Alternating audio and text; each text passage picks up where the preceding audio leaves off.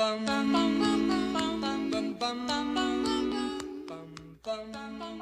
why, yes, young man. Since you asked so politely, I thought I would just stop mid-murder and politely walk you through my villain origin story. So, it began one dark and stormy night when I had the sudden realization that women are human beings and not incubators.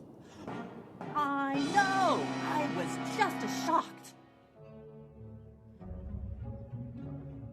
For so long, your people had told me that women and girls belong in the kitchen barefoot and pregnant all the time until their uteruses completely fall out.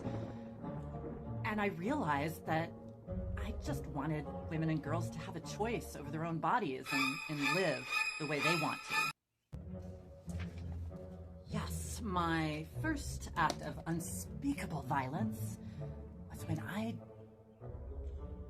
I donated to an abortion fund. It was $25.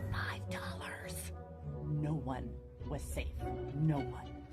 And some nights, I whisper spells like consent, privacy, your body, your choice, before my ritualistic love spells.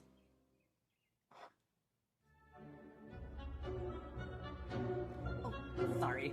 Now let me show you, young man, some of my most evil murder tools. Are you ready for this? I hope you're sitting down.